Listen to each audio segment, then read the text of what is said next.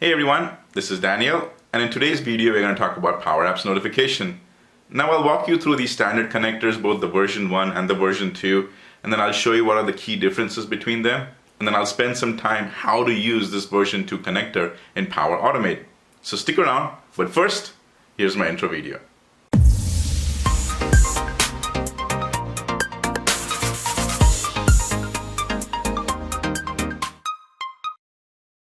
So let's get started.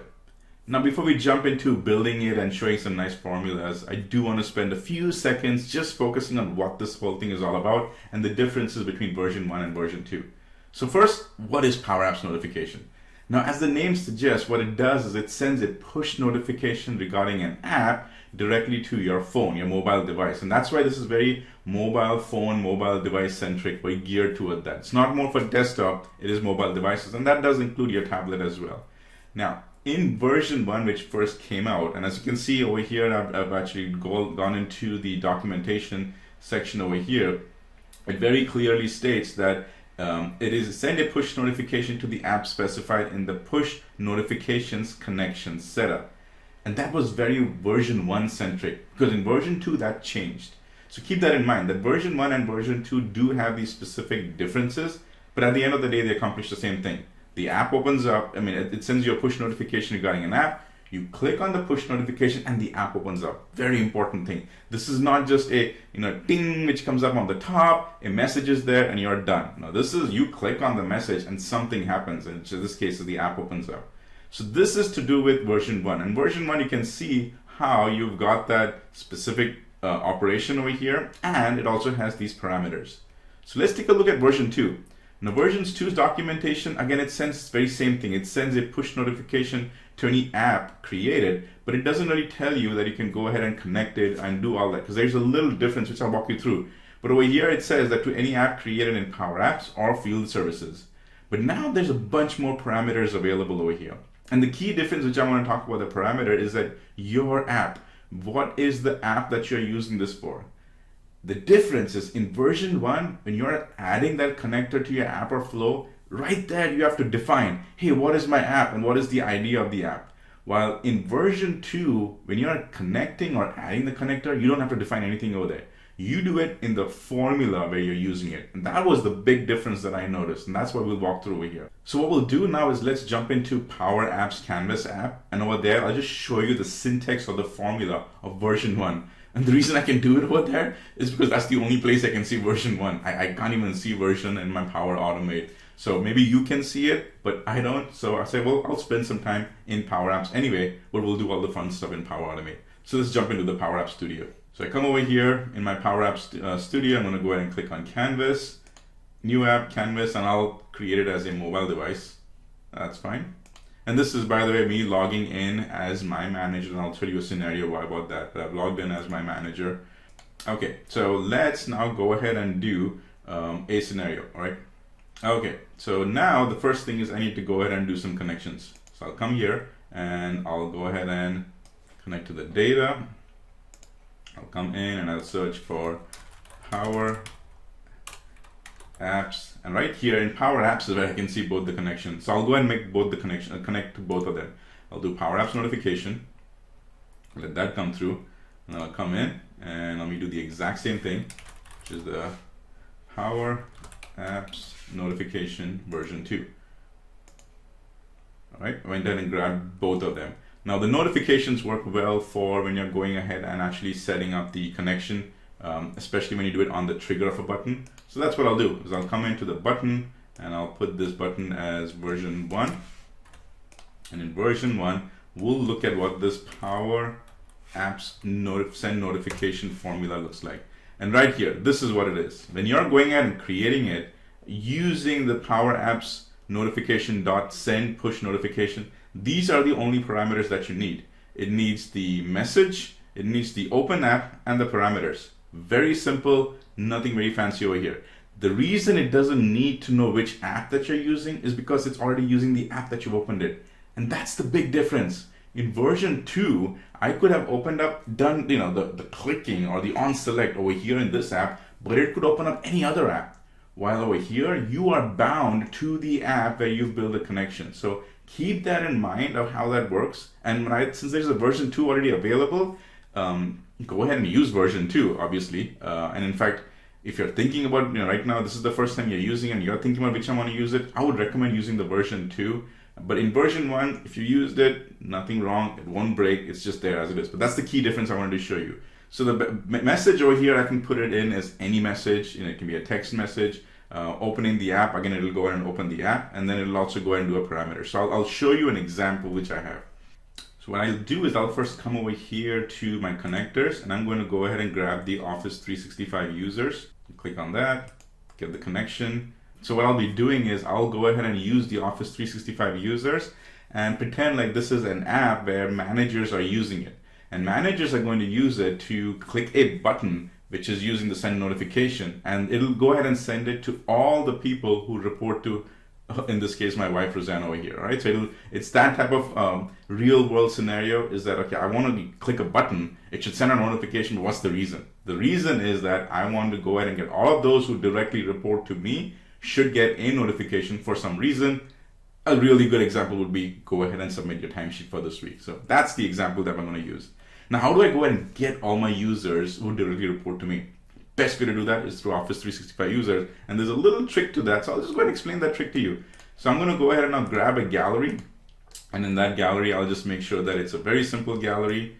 And in my gallery, I just want one title. And over here, I'll go ahead and name that to Office 365 users. Direct reports. Direct reports is going to be to me. And that you get it by user, top, email, close it. And over here, I can go ahead and now just click on that one icon right there. And I can go ahead and change to this item dot, and I'll put that in as say mail. It doesn't come as email, it comes as mail.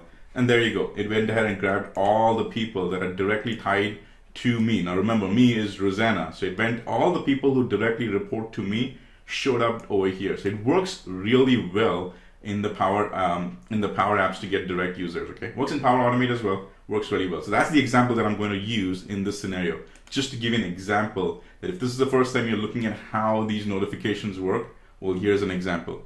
So now I'm going to go ahead and now add a little bit more to the formula. The formula is going to be basically a for all. So for all the people who are listed over here, send them a notification. That's the simple way of explaining it. But let's not put that in a formula essence. Okay, come in, I'll do a for all, and the for all is coming from my gallery. So gallery one dot all items. For all the items in this gallery, send out a push notification. So now I can go ahead and put this push notification as is. And then based on this formula, and check this formula out because that was a subtle difference I noticed as well. Power Apps notification dot send push notification. It opens up with the brackets, the curly brackets, and then inside it, it goes inside the curly brackets. That subtle change happened in the version 2. Okay, so kind of that what caught my interest really fast because I was getting errors. I literally did a copy and paste from here to the other one, and I was getting errors. So now I know. So it took me a while to figure that out. I think I'm going to tell my people avoid that. But now we're inside it, so I'm going to start putting in recipients. Recipients, I want to send it to everybody over here. So how do I do that? And the easy way is that you put this, close brackets in, and you just type in this record dot mail.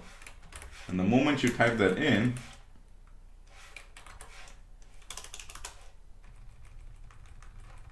and the moment you select it, it goes ahead and takes out that curliness and that errors over there. So that was not very intuitive. If you've been building this before, again, you would just get it with this record.mail. But in this case, this record.mail needs to be inside these brackets, and it works. Now message, again, right here it says message. I am going to type that message in, and I'm going to put that as text in double quotes. I'll say, please complete the timesheet before the end of the business, business day. And then finally, I want to say open app. Open app. Well, is it true that I want to open app? Basically what I'm saying is that you just want to send it as a message, or do you want to send this as, hey, they click on it and the app opens? In this case, yes, I want them to click on it, and that timesheet app opens up. So I'll go ahead and say true. And that is basically how this works. It was as simple as that. Just make sure that your parameters and everything are good. But let's do a test, okay? Let's see how this works. I've got me, this is me logged in as myself, and this is my manager. She is gonna go ahead and click on the button. And as you can see, I directly report to her. So using the Power Apps notification connection version 1, I should get a message over here. So I click on that. As you can see, the ants marching over there, and the notification came through. It's the exact same text that we put in. And if I go and click on it, it goes ahead and opens up this app. It's directly opening up to this app. Well, that's a little confusing, Daniel, because nowhere in that connection formula did we see this app. So where did this come from? That's a good question. Let's go take a look at this version 1 connector. So I'll go and close this off. And in my version 1 connectors, I'll go in out here. I've already got my connections. See, here is the version 1. If I go and take a look at it in the details, it really doesn't show much over here. So you got to go and edit it.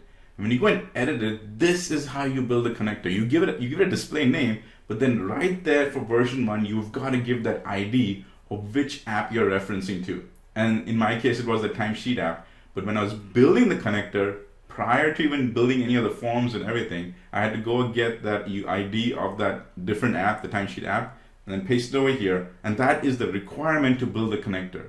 So it's very important that you understand this, because this is one big difference between version 1 and version 2.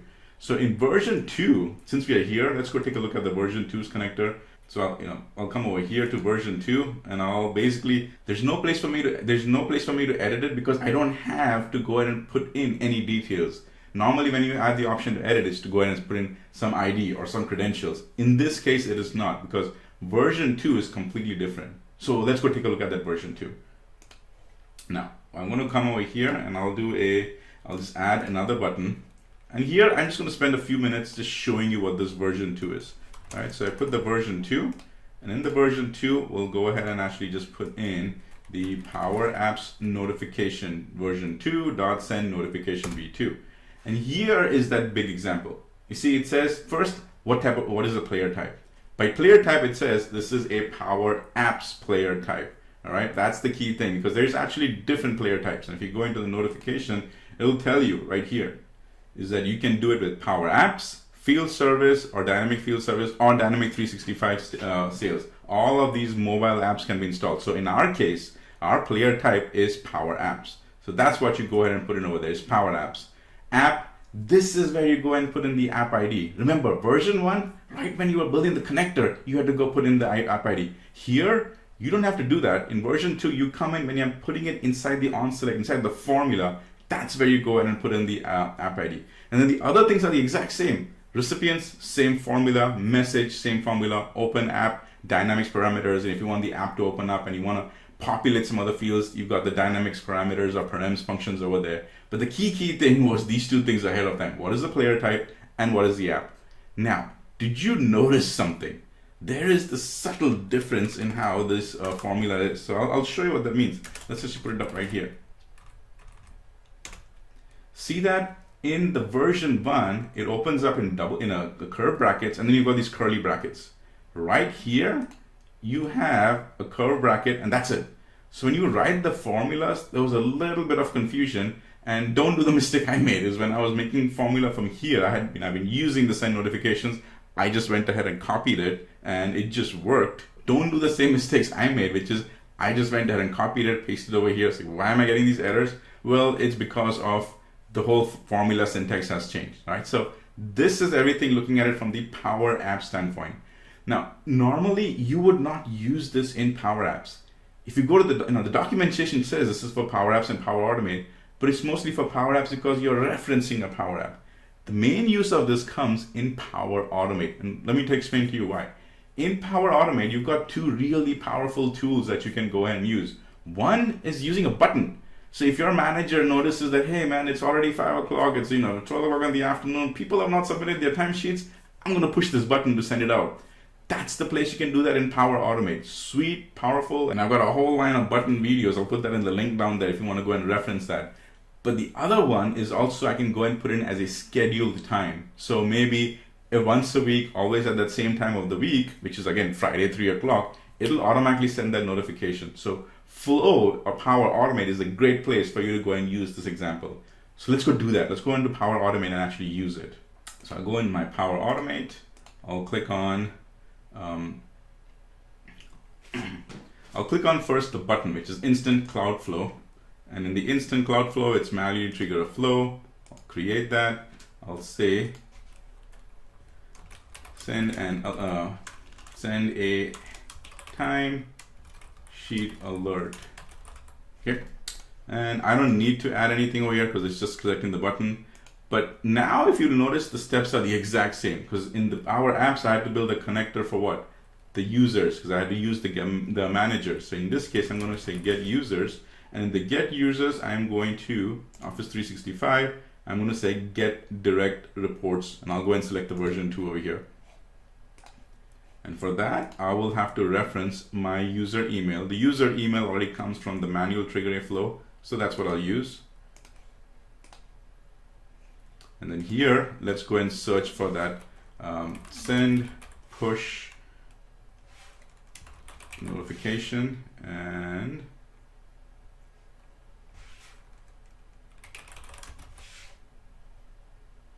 right there, send push notification. As we see, even if I do see more, I don't see version 1 over here. All I see is version 1s. That's why I actually did the demo, just to show you the difference in the Power Apps, because it only shows up over there for me. But in Power Automate, it's only version 2, which is okay. That's all I'm going to do anyway. So I go and select version 2. Now, in Power Automate, honestly, it's a lot more simple, because in the syntax and the parameters that we have to put in Power Automate, in Power Apps, it's a little bit more complicated. It's a little bit more challenging because you need to know the formulas, the syntax, and everything. In Power Automate, it's very simple. It's telling you, is this a mobile app one? Yes, it's a mobile app one. What is your app name? Select the app name. It's very simple, very easy. So that's why let's just go and do it over here. So mobile app, in this case, it shows you the formulas, the 3 options, which you got field service, Power Apps, and sales. I'll go and do it for Power Apps. Which is the app that you want them to go and see? Well, first of all, only the apps that the manager has access to, those are the ones that show up over here. In this case, I want the people, my direct reports, to go ahead and fill out the timesheet one. So therefore, that's the one I'm going to do, is the send timesheet app. Now recipients, the recipients, I want them is all the people who are directly reporting to me. And we've already got that one action did up on the top. Now, all of you who are Power Automate users who've used this for a while know exactly what's going to happen over here. Moment I go ahead and add the mail, this thing is going to go to apply to each. And that's great, because that's exactly what we wanted to do. I wanted to go ahead and send those notifications one at a time. So let's do that, okay? I come in now and I go and select mail. And then the moment I do that, it goes into the apply to each, which is perfect. We have no problem with that. If you see this, if you're one of the newer Power Automate users and you're getting to see this, this is not an error. This is exactly by design. And now I can go ahead and put that notification in. Notification is very similar to what I put before. Say, please complete the timesheet before the end of the business day.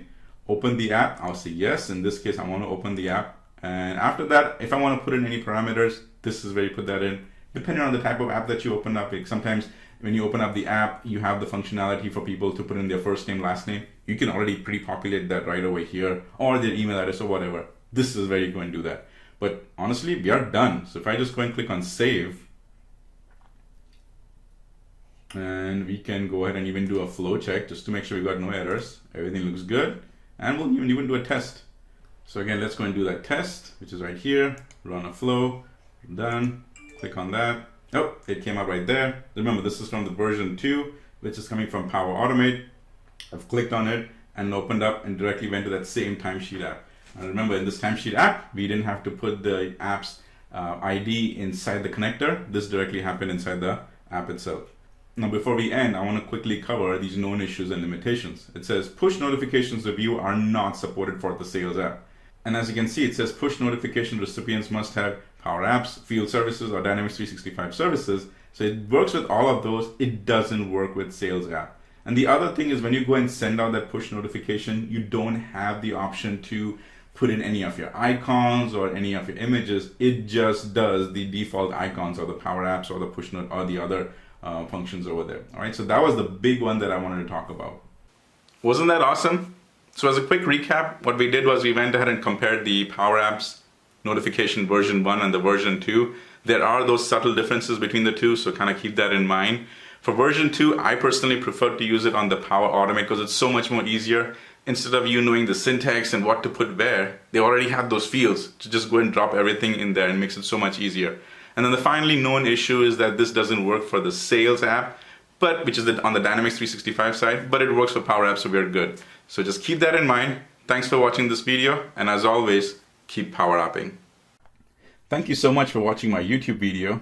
Remember, this is all free with fresh content that is updated on a weekly basis. So if you've already subscribed to my channel, thank you and spread the word. If you haven't already, subscribe, click on the bell notification, and let the learning begin.